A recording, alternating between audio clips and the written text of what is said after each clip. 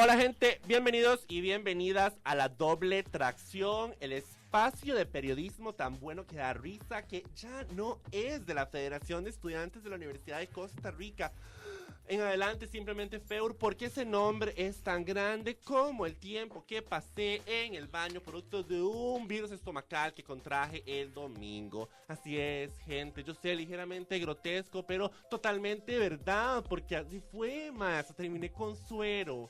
O sea, les diría el nombre del lugar, pero era un lugar como ahí, de gente breteadora y... Aunque supongo que le estaría haciendo un favor a la salubridad del país, pero... Claudia hace una cara como de...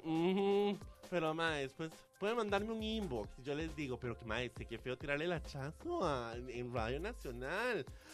Bueno, pero hoy no estamos aquí para hablar de seguridad alimenticia. Estamos aquí para hablar de inseguridad. Bueno... ciudadana, básicamente. Tenemos en estos momentos, ustedes ya saben, a votantes del PAC en nuestros aposentos y a un votante del Partido Restauración Nacional desde San Carlos. Tenemos a Ilan. Ilan, ¿cómo estás? Pura vida, un gusto, como siempre. Un gusto tenerte aquí de nuevo, nunca en cuerpo, pero sí en espíritu. Así, a propósito de la religiosidad, ¿verdad? Y también tenemos por otro lado a quien nos sorprendió hoy con su presencia. Tenemos a Claudia Rodríguez, quien casi no llegó, pero pudo llegar. Claudia, ¿cómo estás? ¿Votante lista para confiar el voto al PAC? Hola, ¿qué tal? Acérquese al micrófono, no le tenga miedo. Ok, perdón. Hola. Hola, dice Claudia, por si no la escucharon. Pero precavidamente, Claudia envió a una persona en caso de que no pudiera llegar. Una persona con la que básicamente es uno o una, no sé, creo que esa unidad ni siquiera género tiene. Pero bueno, no despertemos de nuevo el tema de género porque eso después los pone a estos dos rudos. Tenemos también a David Luza. Hola, ¿cómo están? Novio pura vida, de Claudia Rodríguez. Tan, mae. Hijo de puchica. Sí, desde el cole, mae. Qué fuerte. Ué, Qué fuerte, mae. Yo he visto esta relación crecer en redes sociales. O sea, puras fotos, mae. Puras fotos. Aunque no postean tanto, la verdad, mae. No postean tanto. Como que uno sabe nada más como que siguen juntos, mae. O cuando usted postea como una donde está solo, uno dice, ¡oh, mae! Pero no después dice, mae, es Claudia. Tampoco es como las personas que perpetuamente necesitan a un hombre en su foto de perfil, ¿me entiendes? O sea, como necesitada nunca, mae. ¿Cierto no, Claudia? Totalmente cierto. Sí, así es, Claudia. Vamos a ir a una pausa y regresamos a entrarle a una serie de temas actuales. Vamos a tener una sesión de respuesta breve antes de entrarle a la parte de inseguridad ciudadana. Esto es La Doble Tracción. Vamos a hacer una pausa y ya venimos.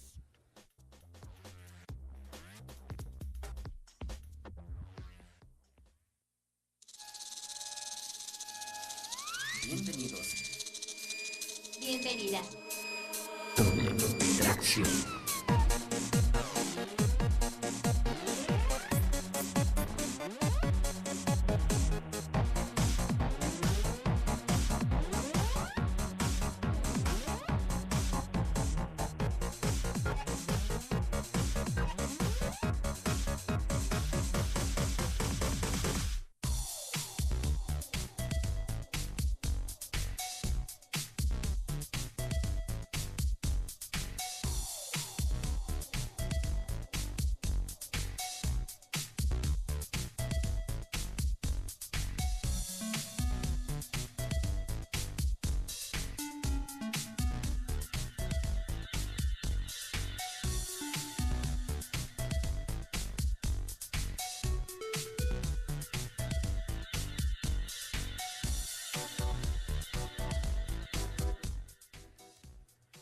Estamos de vuelta aquí en La Doble Tracción con votantes decididos a votar por el PAC y un votante decidido a votar por el Partido Restauración Nacional. Ellos pertenecen a, por un lado, los del PAC a un 41% según la última encuesta del CIEP-UCR de personas decididas a votar por el Partido de Acción Ciudadana, y el otro votante pertenece a un 39% según esta misma encuesta de votantes decididos a votar por el PAC. Ninguno de las personas aquí, bueno, representadas, que representan a los simpatizantes de esos partidos, son parte del 20% de indecisos. Indecisos con una precisión particular, que son personas decididas a votar, pero que no saben todavía por quién.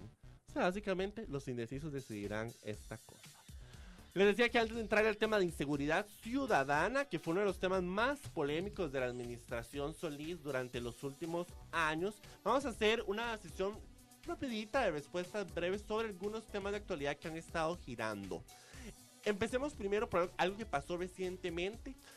Fabricio Alvarado, en una conferencia de prensa al mediodía, dio a conocer su equipo económico, un equipo económico que está constituido por figuras muy importantes, con trayectoria en el gobierno y del partido, importantemente del Partido Liberación Nacional. Esto hace un contraste, bueno, no solo por... Bueno, esta parte del elemento de que hay una gran mayoría de Liberación Nacional es importante, así como el hecho de que una de las preguntas más polémicas de Charlie durante un debate fue cuando le preguntó a Fabricio cuáles eran al menos 10 personas en su equipo. Ahora, irónicamente, conocemos más del equipo de Fabricio Alvarado, de quienes se han adherido a él, de quienes podrían ocupar un potencial cargo, etcétera, que del equipo de Carlos Alvarado. De hecho, hay hasta mofas en redes sociales donde lo que se dice al final de cada nota es que Carlos está con Epsi y con Otón, y no sabemos nada más de eso. Claudia, a mí me gustaría preguntarte tu perspectiva sobre esta situación, digamos, que nosotros creo que habíamos hablado tal vez en el primer programa sobre lo decisivo que iba a ser el equipo, que iban a tener estos candidatos y cómo eso iba a mover la aguja y el tablero y eventualmente el resultado de las elecciones. Sí, bueno, para mí este tema representa una disyuntiva, la verdad, porque tengo que aceptar que de algún modo me quita la duda que tenía de qué iba a pasar tal vez en un eventual gobierno de Fabricio Alvarado. Es decir, por lo menos ahora sé que va a tener un equipo, porque creo que antes pues estaba claro para todos que no lo tenía, pero también me genera la duda al mismo tiempo de si esto no es como perpetuar a los partidos que tanto se quejan los votantes de Fabricio Alvarado, ¿verdad? Porque es prácticamente toda la maquinaria PLN. Y pues entonces no sé qué tan cierto sería eso del candidato con las manos limpias, porque son justo los políticos que nos tienen como estamos en términos de déficit y de pocas soluciones, ¿verdad? Antes de tirarle ese misil a Ilan, hasta allá en San Carlos, te pregunto específicamente, esa es tu perspectiva sobre lo que implica sobre Restauración Nacional, pero sobre el PAC, digamos, ¿vos estás todavía hambrienta por conocer un equipo? ¿Te parece que el PAC se está tardando demasiado en dar a conocer fichas? ¿Te parece que dará a conocer fichas antes de las elecciones?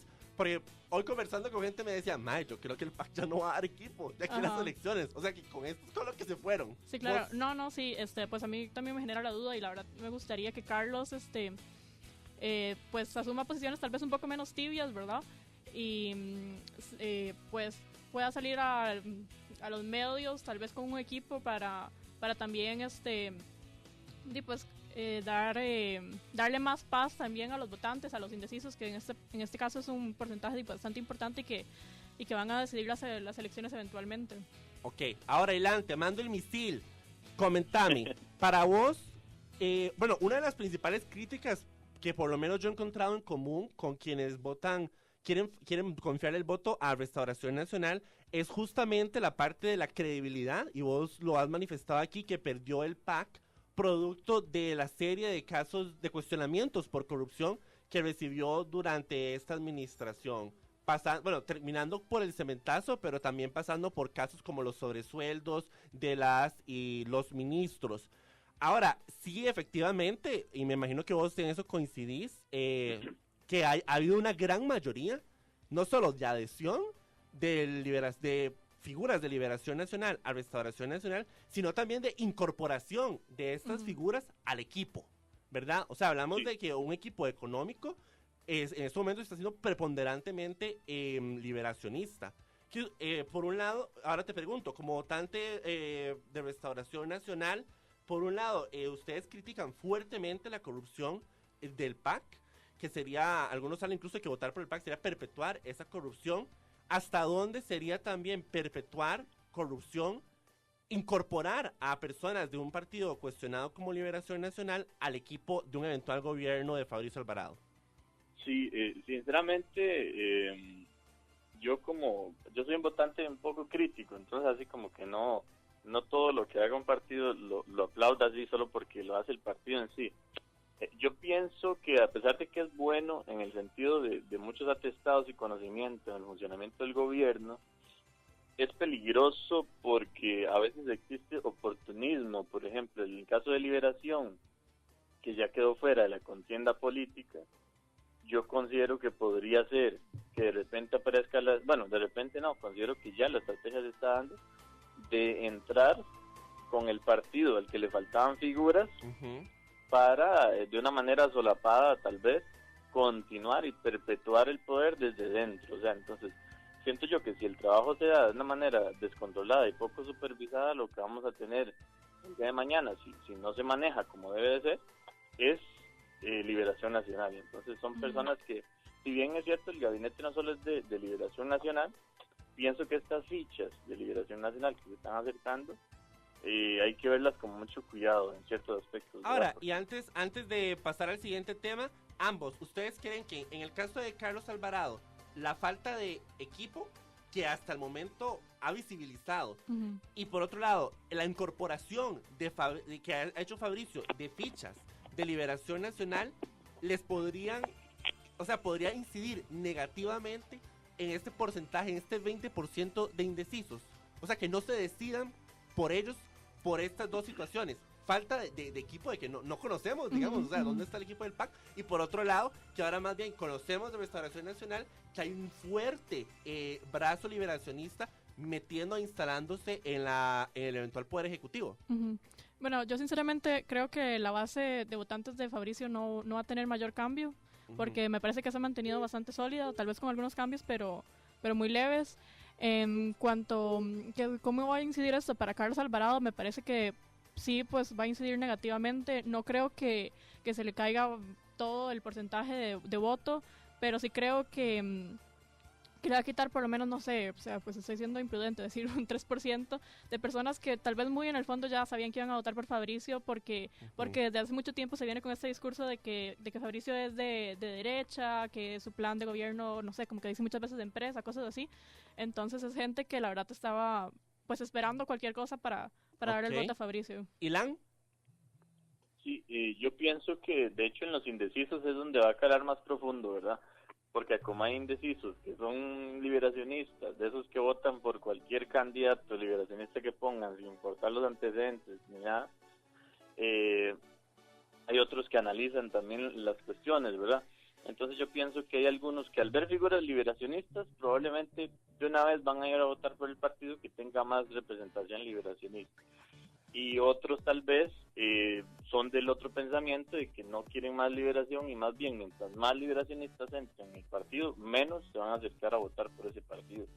Y en el caso de Carlos Alvarado, pues yo pienso que la inconsecuencia, por ejemplo, fue una de las cosas que le costó bastante a Villalta en las elecciones pasadas. Algunas veces decía unas cosas y después se contradecía. En este caso, por ejemplo, el hecho de que él pidiera nombres y todo eso y esté dándole largas al asunto, no le trae tranquilidad, ¿verdad?, a los votantes del PAC. De hecho, estaba viendo lo que el semanario Universidad publicó sobre que los votantes del PAC estaban, no recuerdo el término exacto ahorita, pero como angustiados. Angustiados, sí. Y me imagino que en parte de eso es por la falta de claridad, ¿verdad?, en este momento. Bueno, pero estaban angustiados no por el candidato, sino por o sea, que las elecciones los tenían angustiados. No específicamente sí, yo me imagino que, digamos, hipotetizando, imagino que todo influye, ¿verdad? También la falta de claridad y algunas cosas, imagino que también tienen algo que ver. Bueno, no sé, habría que entrar ahí a hacer un análisis psicológico, pero a usted no le gustan esas ciencias sociales, ¿verdad? Cuidadillo se me pone, ciencias duras, tiene que andar ahí, ponerle unos aparatitos en la jupita a ver si neurológicamente cómo están los del PAC. Bueno, cambiamos de tema. Antes de cambiar de tema, perdón, es muy importante un dato ahí que Claudia mencionaba, lo del peso que podría tener en los indecisos. Es interesante porque según la última encuesta del CIEP de la UCR, el partido que ha logrado captar más votos de otros partidos ha sido el PAC. Por otro lado, Fabricio es quien ha logrado captar la mayor cantidad de votos de quienes se abstuvieron de ir a votar. Entonces creo que eso es interesante para que reflexionemos ahí, que no nos escuchan, sobre el efecto que podría tener esto en eso. Cambiando de tema, otro tema de actualidad ha sido el posicionamiento de 22 diputados actuales en contra de acatar la orden de la Corte Interamericana de Derechos Humanos. Muy importante precisar que son diputados actuales de múltiples partidos, del PAC, de Liberación Nacional, del PUSC, de Restauración Nacional, de Alexandra Loría, quien sustituye a Fabricio en estos momentos, y de Alianza Demócrata Cristiana, y además Movimiento Libertario, para aquellos libertarios que nos escuchan. Reacción, velozmente. Empecemos aquí por nuestro invitado de hoy. Reacción. Sí, para escucharlo, sí, claro. Sí, para escucharlo. ¿Cómo está, Ilan? Todo bien, gracias a Dios, un gusto. David, Ilan, a la David. distancia, ¿verdad? Claro. A la distancia, así es.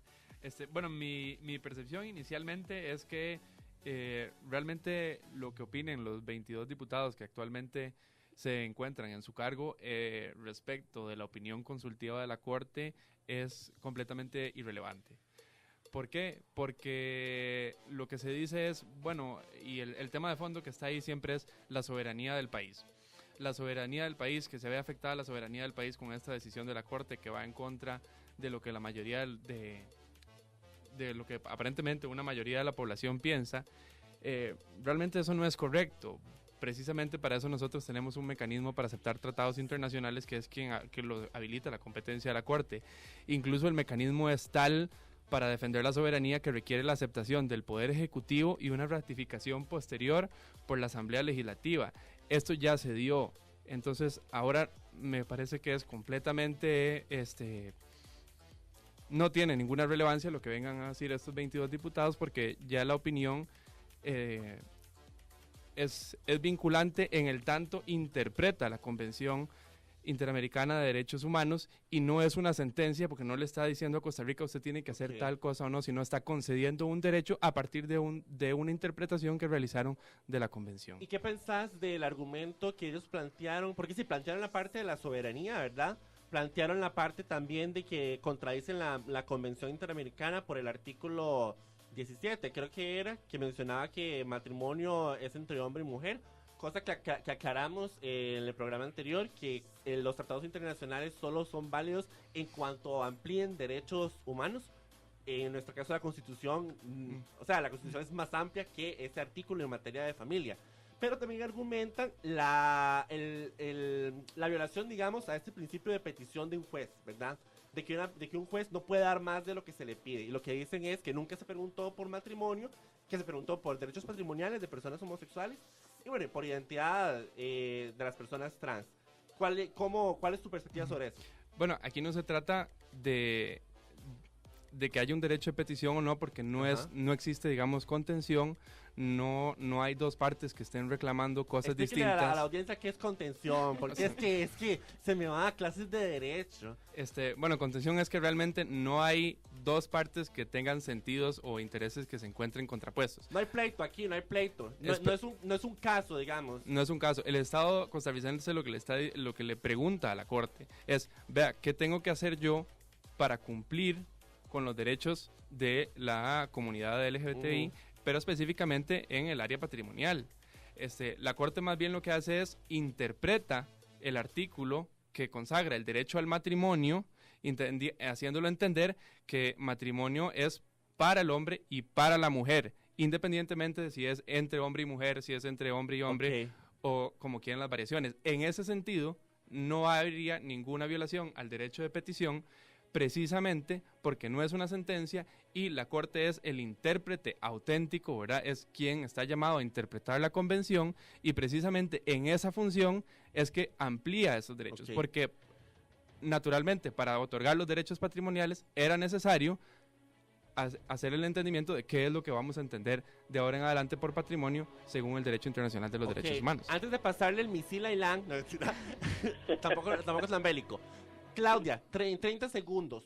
¿Cuál crees vos que va a ser la reacción de la comunidad internacional y la Corte ante esta comunicación de estos 22 diputados? Porque fue una comunicación directa que enviaron a la Corte Interamericana diciendo, se pasaron, bebés, se pasaron. Yo vi que vos posteaste algo como cuestionando, digamos, el conocimiento de estos diputados en materia de derecho. No me da cara como que le da pena, dice. No. Está bien, todo bien, la pena es de Satanás, eso dice mi abuela. Fabricio dice que la pena es de los la homosexualidad es del diablo, pero bueno, eso es otra cosa. ¿Cuál crees que va a ser la reacción de la Corte en esta materia y la comunidad internacional particularmente? Pues creo que la Corte no se va a ahogar en este vaso de agua, la verdad. Creo que lo más seguro es que respondan a través de la oficina de prensa, lo más seguro. Una carta explicando tal vez en un nivel menos teórico realmente las competencias de la Corte, qué fue lo que se hizo. Como no tiene la obligación de hacerlo, nada más por un acto de buena voluntad. Y me parece que en tanto a la comunidad internacional, pues su reacción dependerá de cómo les llegue la noticia realmente, ¿verdad? Pero en América Latina usualmente vemos conflictos con los derechos humanos, entonces tampoco sería algo muy nuevo. Y conflictos con los derechos humanos específicamente con la Corte, por ejemplo, sería el caso de Venezuela o con el indulto de Fujimori. Sí, ok. Ilan, ¿vos cuál es tu reacción ante el posicionamiento de estos 22 diputados? Yo pienso que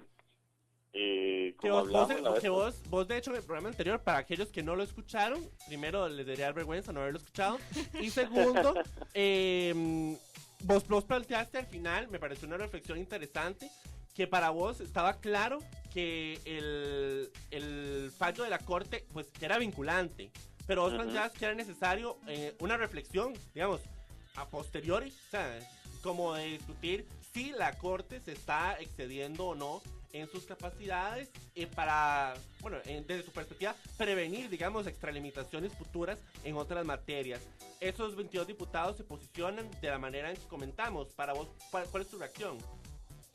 Yo pienso que, por ejemplo, está clarísimo, como decía usted ahorita, y que yo lo traté de aclarar en la discusión pasada desde el inicio, que es vinculante, que tienen la potestad, que lo pueden hacer, pero creo que aquí el asunto está más como de la parte crítica de que si se debe, en el fondo, reinterpretar de esa forma la Convención Americana de Derechos Humanos, ¿verdad?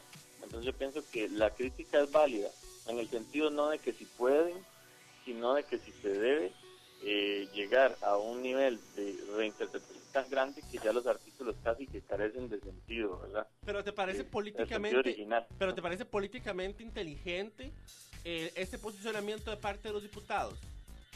Sí, me parece válido. Pienso que eso se debería de conversar allá. ¿Allá dónde? En la OEA y con los cancilleres. Pero el posicionamiento de ellos no va para la OEA, va para la Corte. Ajá, por eso. Entonces yo pienso que a pesar de que es válido, no creo que eso provoque mucha diferencia, ¿verdad? ¿Y crees que va a ser, o sea, que es políticamente beneficioso para Costa Rica un posicionamiento como ese? Porque vamos, Claudia aquí mencionaba que, o sea, que no era típico encontrar países que entraran en contingencia con la Corte. Sin embargo, y aquí una ventana de opinión que son escasas en la organización, pero yo sí creo que hay una diferencia aquí muy clave, que Costa Rica siempre ha sido un referente muy fuerte en lo que es legalidad y apego al derecho internacional. O sea, yo hasta recuerdo que en el conflicto fronterizo con Nicaragua, que era otra corte, pero digamos, es derecho internacional, era la corte en La Haya, mucha gente se burlaba, digamos, de los ticos porque los ticos se toman muy en serio respeto al derecho internacional y fueron vestidos de blanco y todo en aras de la paz, digamos. O sea, es muy parte de la construcción de la personalidad de Costa Rica como país. Entonces, yo creo que podría, ¿hasta dónde te parece que podría ser pegar un color? Así te lo pongo. O sea, pegar color. Tener un posicionamiento así desde el primer poder del Estado. Sí, a mí, ¿verdad? La pregunta. Sí, a vos. Sí, tomando en cuenta el posicionamiento en general de todas las organizaciones que trabajan el tema de derechos humanos, considero que se va a ver este pronunciamiento, esta carta, o lo que vayan a enviar, como, digamos, una afrenta a los derechos humanos. Pero como le digo, por parte de la posición actual en torno a la interpretación del alcance y los detalles a los que llegan los derechos humanos, ¿verdad? Para unas personas los derechos humanos llegan hasta aquí, para otras llegan hasta allá, y los organismos internacionales tienen también su posición, ¿verdad? Ok, Y perfecto. en ese aspecto creo que sí. De acuerdo. Cambiemos de tema y ahora sí vámonos a inseguridad ciudadana. Pongámonos más serios aquí.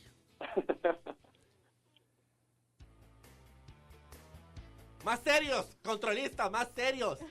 Y me pone una versión instrumental de Cyndi Lauper, mae, no jodas. Más serios, por Dios, más serios. Ok, esto ya se puso un poco místico. Siento que les voy a leer el tarot. Pero bueno, mientras no les salga la muerte, todo bien. Inseguridad ciudadana. Decíamos, vamos a hacer aquí un ejercicio de inducción, empezando de lo más específico hasta lo más general, como si estuviéramos en sistemas de investigación y razonamiento jurídico 2, ¿ok? Ok. Bueno, en realidad 1, porque eso está muy básico, manda, si no lo manejan. Pero bueno, uno de los temas más controversiales para la administración Solís fue la parte de inseguridad ciudadana. Particularmente por el tema de movimientos y traslados que se hicieron de privados de libertad de un régimen institucional, que es el régimen de, se está en prisión 24/7, ¿verdad? A un régimen semi-institucional, que es un régimen donde usted sigue siendo privado de libertad, pero usted tiene cierto...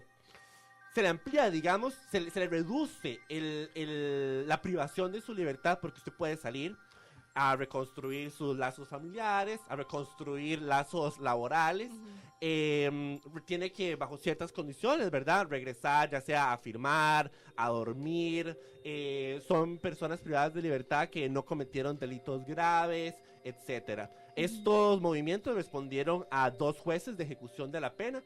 Me refiero a los movimientos más controversiales que hubo en su momento, ¿verdad?, que son jueces que examinan contra reglamento ciertos casos y bueno, determinan y ordenan al Ministerio de Justicia, que es el administrador, que hagan estos movimientos. Eso es algo que se le ha criticado mucho al PAC en campaña. Ilan, desde San Carlos, para vos, ¿cómo valorás esos movimientos que se hicieron en materia carcelaria, en materia penitenciaria? Para vos, ¿es una de las principales razones por las que se le cuestiona al PAC y se le achaca haber aumentado la inseguridad ciudadana, o cómo lo ves vos? Yo pienso que directamente influye en el momento en que una de estas personas que se tiene a esta posibilidad vuelve a delinquir. Y ojo, digamos, no es que un programa de esto tenga que ser 100%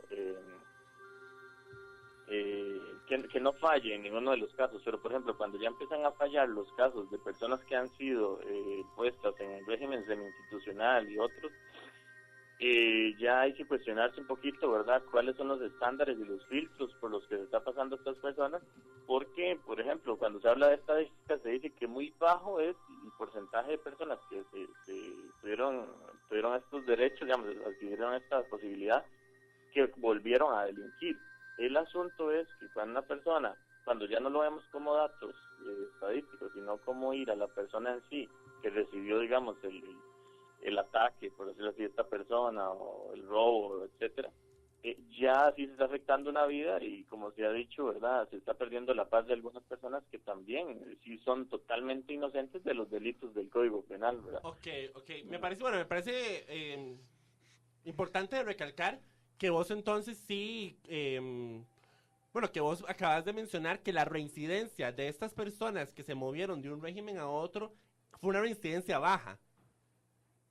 Sí, las estadísticas al parecer mencionan que es baja. Exacto, digamos, lo que se ha manejado son números de reincidencia que rondan entre el 3 al 5% dependiendo del grupo al que nos estemos refiriendo. Reincidencias bajísimas en comparación a reincidencias en Latinoamérica, ¿verdad? En Latinoamérica hay reincidencias del 30%. del 34%. La reincidencia global en Costa Rica, o sea, de todas las personas que cumplen su condena, independientemente de si terminaron, o sea, si fueron movidas del régimen o no, es alrededor de un 18%. Sigue siendo también muy bajo en comparación al resto de América Latina. Claudia, sin embargo, bueno, y lo que menciona es que, por supuesto, es bajo a nivel estadístico, pero que siempre hay una reincidencia y que detrás de esa reincidencia hay una persona, un ciudadano o ciudadana, pues que fue víctima de un delito. ¿Vos hasta dónde es eso una razón para censurar este tipo de acciones que han sido, no, la palabra no es vanagloriadas, pero han sido felicitadas por la comunidad internacional? Estos esfuerzos, ¿hasta dónde es eso que menciona Ilan, de que siempre hay una víctima, digamos, detrás de una reincidencia, una razón para mitigar este tipo de esfuerzos o criticarlos? Como muchas personas aseguran que, bueno, esos son producto de, ahí es donde se origina el aumento de inseguridad que hemos vivido. Sí, bueno, porcentualmente es prácticamente imposible que asignarle a la reincidencia de estos privados de libertad o semi-privados de libertad, no sé cuál será la palabra, el incremento en la criminalidad y sobre todo el incremento en la sensación, ¿verdad?, que tiene la gente de la misma. Creo que, bueno, importante aclarar que siempre, ¿verdad?, todo crimen tiene pues una víctima y sin embargo el punto no está ahí, o sea, porque víctimas de todos los crímenes siempre van a haber. El punto es que lo que falla en este sentido son a veces los mecanismos de control. Entonces, porque haya un grado de reincidencia, no podemos abortar el proyecto, porque más bien nos genera el grado de hacinamiento que teníamos antes y realmente no nos aportan soluciones a los problemas que tiene el Ministerio de Justicia, sino que hay que apoyar este proyecto, tener todos los ciudadanos los ojos puestos sobre él, pero no a modo de nada más querer que haya, pues, no sé, ira descontrolada o que rueden cabezas, sino a modo de que la sociedad se beneficia de que nosotros podamos reinsertar a las personas que cometen un delito. Entonces, lo que es importante es que busquemos los mecanismos de control más adecuados, es decir, que el gobierno pueda invertir en tobilleras o, bueno, o sea, que te miden el control. Bueno, que te miden, no sé qué es lo que miden exactamente, como la distancia. La distancia del punto. Exacto, que sean más efectivas, que no se puedan, quitar. Ahora, sin embargo, eso nunca va a eliminar la reincidencia. Sí, claro que no. O sea, siempre va a haber alguien que reincida. Concretamente, ¿qué le dirías vos a las personas víctimas de esa reincidencia? O también los círculos, ¿verdad? Esas personas víctimas de reincidencia, sobre darle continuidad a un proyecto como este. O sea, ¿por qué una persona, o sea, como ayudarnos a entender por qué una persona que es víctima, qué es lo que debería valorar del panorama más amplio, ¿verdad? No el caso en específico, como para decir, no, yo entiendo que hay que darle continuidad. A mí me gustaría... Aquí Claudia le tiró el misil a David. Ajá. A mí me gustaría intervenir primero, Ilan, devolviéndole una pregunta a usted, y es, ¿qué es, digamos, lo que usted espera que pase con las personas que terminan privadas de libertad?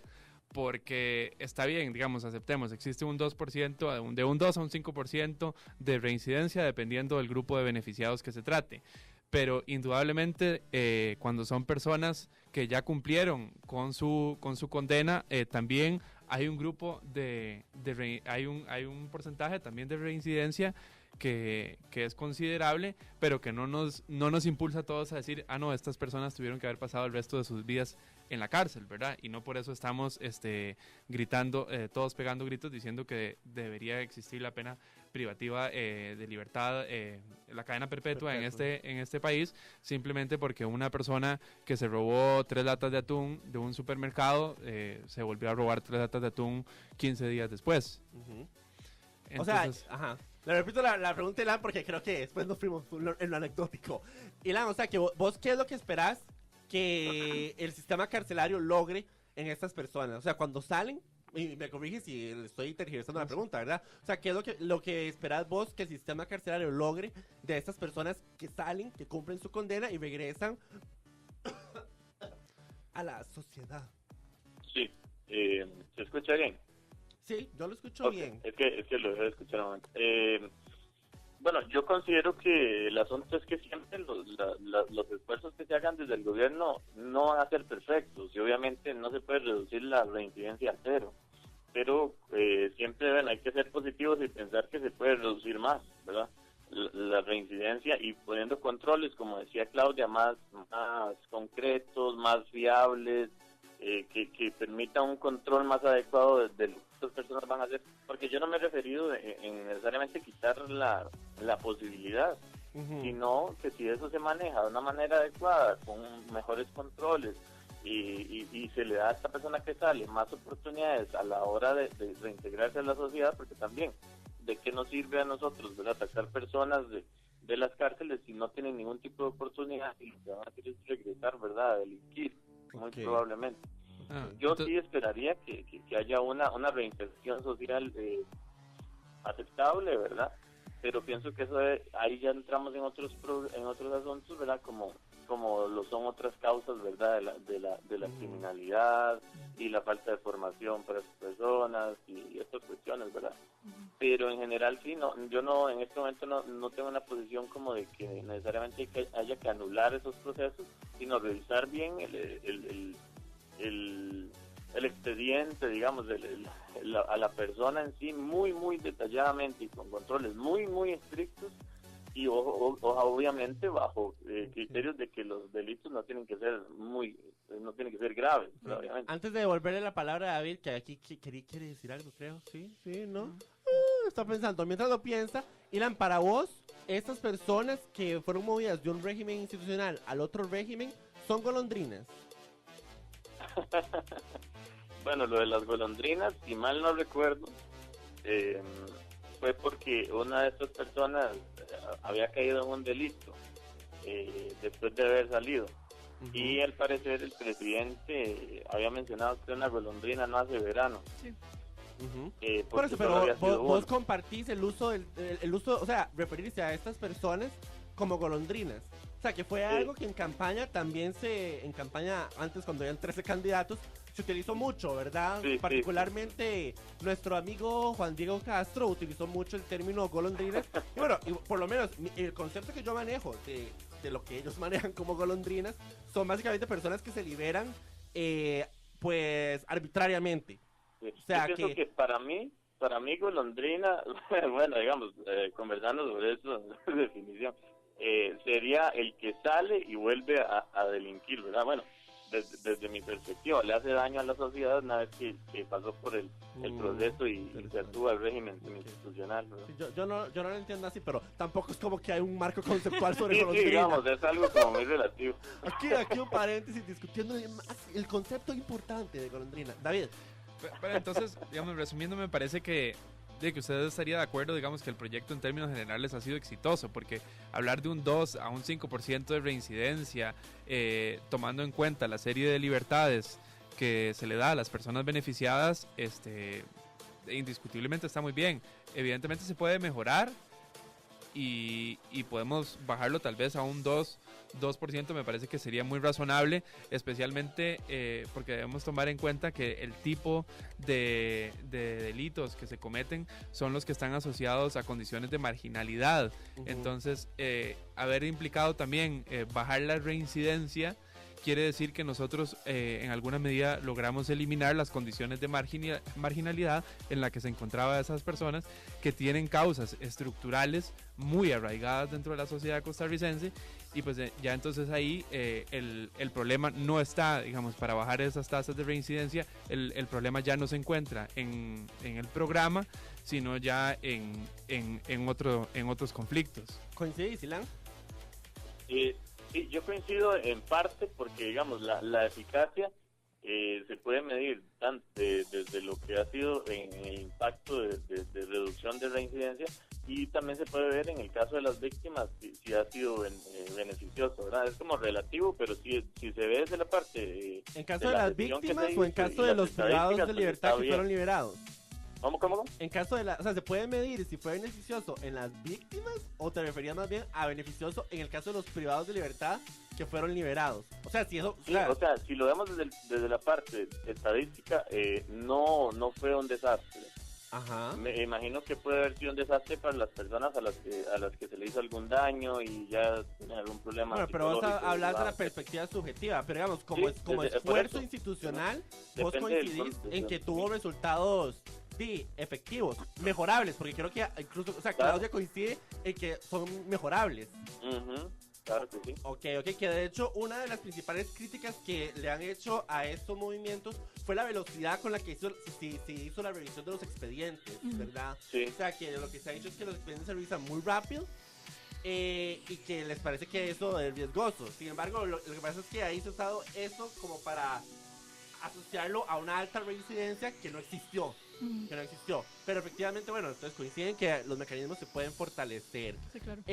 Ahora, a pesar de eso, a pesar de que, entonces coincidimos a ver si es cierto en que estos movimientos no son responsables de del aumento de inseguridad ciudadana.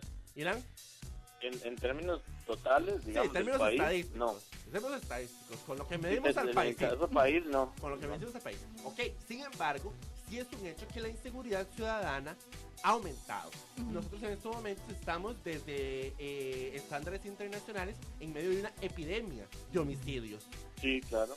¿A qué responde desde la perspectiva de ustedes ese aumento en la inseguridad ciudadana, particularmente en un delito como los homicidios en Costa Rica? ¿A qué responde? ¿Qué es lo que pues el gobierno no pudo o prever o lidiar con eso eficazmente?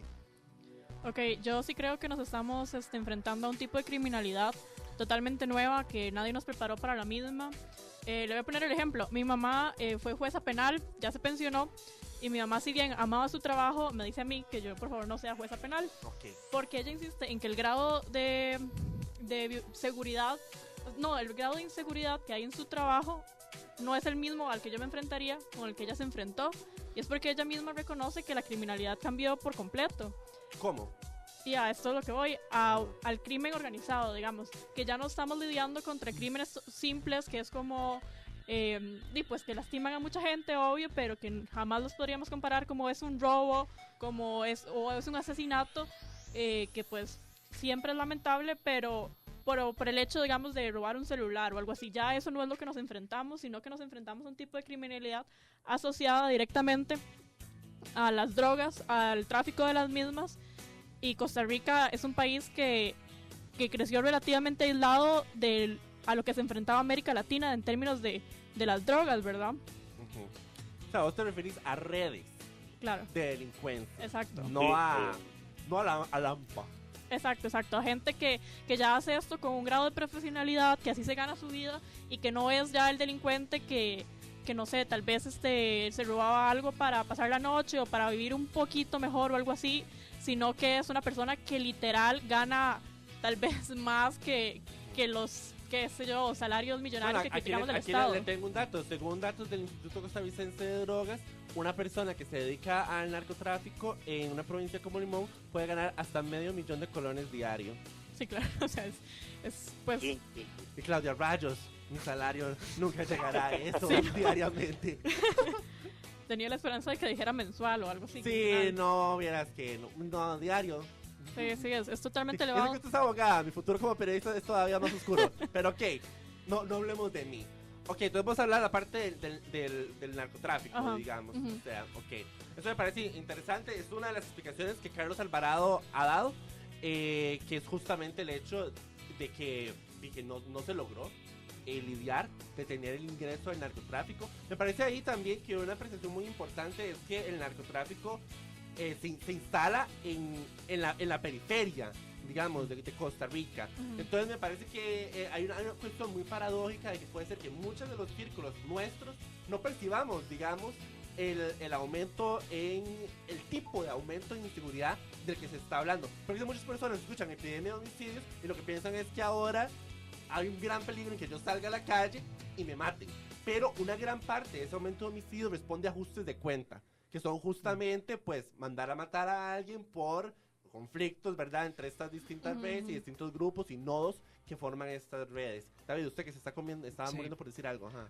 Bueno, en primer lugar, me parece que ese aumento de la criminalidad, ¿verdad? En ninguna medida podría atribuírsele al gobierno actual del PAC. ¿Por qué? Porque responde a causas estructurales que vienen desde hace muchísimo tiempo y están muy ligadas también a nuestro modelo económico de desarrollo, que ha sido incapaz, particularmente en provincias como Limón, de incorporar a cierta población a las oportunidades de crecimiento que sí se han vivido o se han sentido en otras áreas del país. Eso como primer punto.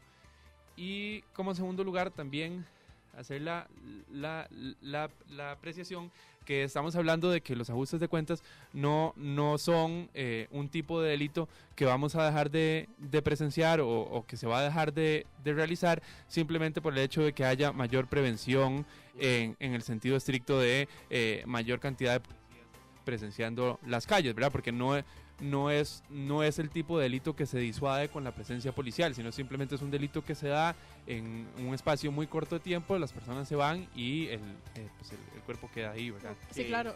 Y además es importante acotar, digamos, que las personas que se dedican al narcotráfico tienen hasta mejores armas que nuestra policía, ¿verdad? O sea, como es el caso de México, que es prácticamente que estamos hablando de ejércitos el ejército del narcotráfico contra el ejército nacional, porque ya eso ni siquiera lo pelea la policía normal de México, sino que es algo que el ejército mexicano tuvo que tomar control del mismo. Bueno, David dijo que eso no era para el PAC. O sea, que eso no puede ser no puede responsabilizarse el PAC de eso. Exclusivamente. Bueno, esa palabra es importante aquí, ¿verdad? Exclusivamente. Porque ya Ilan le iba a mandar un misil. Ilan, ¿vos hasta dónde responsabilizás al gobierno del aumento en inseguridad en esta materia en particular, digamos, que es la epidemia de homicidios en la que estamos? Sí, Pero recuerdo que yo la siento- tasa es de, en estos momentos creo que, si mal no recuerdo, de 12 por cada 100.000 habitantes, que ya eso es epidemia creo que es posterior a 10. Ajá. Sí, yo considero que aquí hay un problema grande y es que a veces se atacan las causas erróneas y que en realidad a veces ni siquiera son causas. Por ejemplo, en lo que es la aportación de armas, ¿verdad? Se han venido gestando cada día más trabas para lo que es las personas que quieren portar un arma legalmente. Se hace más difícil, más engorroso el proceso, etcétera. Pero resulta que esas armas que son legales, que es la que la persona obtuvo mediante un proceso estrictamente adecuado, son las que no se usan en la mayoría de los casos para cometer los delitos. Entonces yo pienso que algunas veces, por ejemplo, no hablemos de irnos al extremo como Estados Unidos, ¿verdad? De que usted pueda adquirir una AK-47 y tenerla ahí. Pero, por ejemplo, pienso que se debe motivar a que el ciudadano en general pueda estar armado. Soy partidario personalmente, como le digo, yo no hablo aquí por ninguna posición de ningún partido en sí, sino la posición mía, de que el ciudadano común, que el ciudadano que trabaja, que tiene su familia o que quiere cuidar a sí mismo, pueda tener su arma sin que se le pongan tantas trabas y que se hagan controles de lo que son las armas ilegales y este tipo de cuestiones que son en realidad con las que se están cometiendo los asesinatos, ¿verdad? En su mayoría. Entonces, empezando por ahí, creo que para darle más seguridad a las personas hoy en día, y hay un montón de videos. Ok. Bueno, qué mal que me dice esto faltando 7 minutos para que el programa se acabe, porque acabas de abrir una discusión muy heavy. Eso de armar, o sea, de permitir que el ciudadano se arme es heavy, digamos. En Estados Unidos en estos momentos hay una discusión de proporciones. Yo creo que probablemente es la discusión más grande en la historia de Estados Unidos, producto de un tiroteo que hubo en un colegio en Florida, si mal no recuerdo. Donde justamente pues el Partido Republicano siempre ha abogado por que las personas puedan portar sus armas, y el argumento es que una persona con un arma puede puede aplacar un evento como este, o sea, una persona que empieza a disparar en un lugar. El otro argumento, y digamos las estadísticas muestran que más armas en un lugar aumentan la probabilidad de que algo suceda con esas armas. Pero más allá de esa parte, me gustaría que puntualizáramos, tenemos 6 minutos sobre las propuestas de sus candidatos en estos temas, en materia de narcotráfico y de inseguridad, digamos, en general. Ilan, por ejemplo, vos mencionás esta parte de armar, que los ciudadanos se puedan armar. Eso definitivamente es algo que no contempla Fabricio Alvarado. ¿Qué es lo que... Sí. No, o sea, lo menciono desde mi trinchera, No, digamos. ajá, no, o sea, todo bien, pero lo que digo es, esa propuesta o esa ruta no es algo que esté ni en el plan de gobierno de Carlos Alvarado ni en el de Fabricio Alvarado. ¿Qué es lo que vos hallás en términos de seguridad, que te parece que el plan de Fabricio es mejor que el de Carlos Alvarado? ¿O te parece que es un área en la que o sea, que sí está más débil Fabricio, pero que no es la que vos priorizás en tu análisis para votar?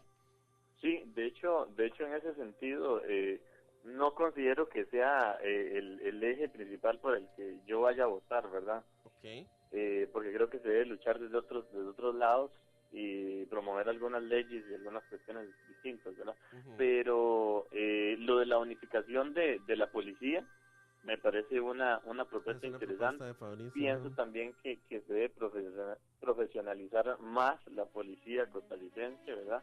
Porque no estamos hablando de que es un juego, un vacilón, y usted lo nota, o sea, algunos policías que andan por ahí, ni siquiera ha habido casos, ¿verdad? No, y aquí no hablo de estadísticas ni de estudios en sí, pero se ha conocido de casos de gente que ni siquiera sabe manipular adecuadamente las armas y están disque protegiendo a los demás ciudadanos, ¿verdad? Entonces, en lo que es unificación de policías y profesionalización, me parece que una parte muy, muy importante, ¿verdad? Ok, ¿por aquí?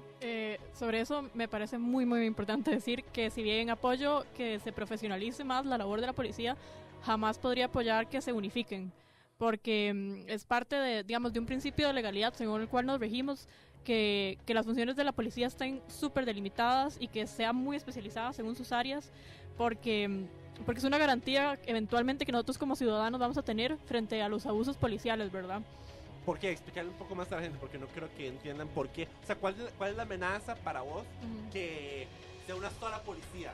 O sea, que sea un solo, que sea un solo ente al que el Poder Ejecutivo, que es quien manda a la policía, pueda disponer de ella. Tal vez lo doy con un ejemplo concreto. Asumamos que estamos transitando un vehículo, nos detiene un oficial de tránsito. El oficial de tránsito nos pide que nos bajemos del vehículo para hacernos una prueba de alcoholemia, nos pide la identificación y la licencia de conducir. En ese momento, por ser un oficial de tránsito, yo tengo la obligación como ciudadano de acatar esa instrucción, bajarme del vehículo y darle la licencia de conducir y los documentos que él al efecto pida. En cambio, si el que me detiene es un oficial de la fuerza pública, yo tengo la obligación de identificarme, pero si él me solicita que me baje del vehículo, ya ahí estamos hablando que eso está fuera de su área de capacidades, porque ya está interrumpiendo o intrometiéndose propiamente en la propiedad privada, que es sacarme a mí de mi vehículo, ¿verdad? Entonces, cuando unificamos ambos cuerpos policiales, ya esa línea que separa lo que se puede hacer de lo que no se puede hacer, porque para registrar un vehículo y sacar a una persona de un vehículo se requiere una orden judicial, y esas líneas se borran, entonces sí estamos completamente abiertos a los abusos policiales a los cuales Costa Rica ha demostrado que no es ajena, y eso no es un tema que se pueda solventar con la profesionalización de la policía, porque simplemente... O sea, básicamente está diciendo que lo que hoy es sería un abuso ilegal del poder al unificarse. O sea, podría ser un abuso en tanto se extralimite en su uso del poder, pero tendría la competencia para disponer de ese poder para hacer de lo que desea hacer con el ciudadano que tenga. Correcto. Enfrente. Ok. Ilan, ¿vos qué opinas de eso? Ok. No, pero dejémoslo eso para la próxima. Propuestas de Carlos Alvarado en materia de seguridad. Porque hay algo importante, el presupuesto nacional aumentó un 8% en total de un año a otro, de 2017 al 18. Y una gran cantidad del aumento fue por recurso asignado al Ministerio de Seguridad. También ahí por un fideicomiso a edificios del Poder Judicial. Pero bueno, un gran presupuesto, un gran aumento fue al Ministerio de Seguridad. ¿Qué es lo que propone Carlos Alvarado que les da confianza? O bueno, también pueden no darles confianza y decir, vieras que la parte de seguridad no es lo que nos motiva tanto a votar por Carlos, pero porque obviamente aquí hay una ponderación, ¿verdad? Yo no creo que nadie esté dispuesto a, bueno, podría ser porque está desinformado, pero nadie debería decir, sí, 100% apruebo un plan Sí, claro. de gobierno, por Dios. Bueno, para mí el plan de gobierno de Carlos, el plan de gobierno en tema de política criminal es espectacular, la verdad. no tengo tiempo para discutirlo, pero entiende muy bien lo que es el eje de la prevención y posteriormente el castigo en caso de que esa prevención falle, pero en términos de la prevención tiene algo que me parece increíble, que es combinar los mapas, digamos, los datos que tiene el gobierno sobre pobreza, combinarlos eventualmente, digamos, con creo que Puente para el Desarrollo, combinarlo con una misma base de datos sobre criminalidad y poder asociar, encontrar la correlación que hay entre estas poblaciones en vulnerabilidad económica con estas poblaciones en las que la criminalidad se da más. Entonces me parece que es una forma atinada de saber dónde es que está el problema, cuáles son las poblaciones más afectadas y a dónde es que tenemos que destinar nuestros recursos. De acuerdo, con esas palabras terminamos porque estamos sobre tiempo, ya viene Exum, pero dejamos la bola picando para la próxima semana porque tocas una relación muy importante entre pobreza e inseguridad ciudadana, y justamente en pobreza llevamos estancados 25 años en un cuarto del país que vive en pobreza. Muchas gracias, David Luza. Ajá. Hasta luego, Ilan, mucho gusto. Hasta luego, no, mucho gusto. Muchas gracias, Claudia con ustedes, Rodríguez, ¿verdad? votantes decididos a votar por el PAC, y muchas gracias a Ilan desde San Carlos, votante decidido por Restauración Nacional. Esto fue La Doble Tracción, nos escuchamos luego.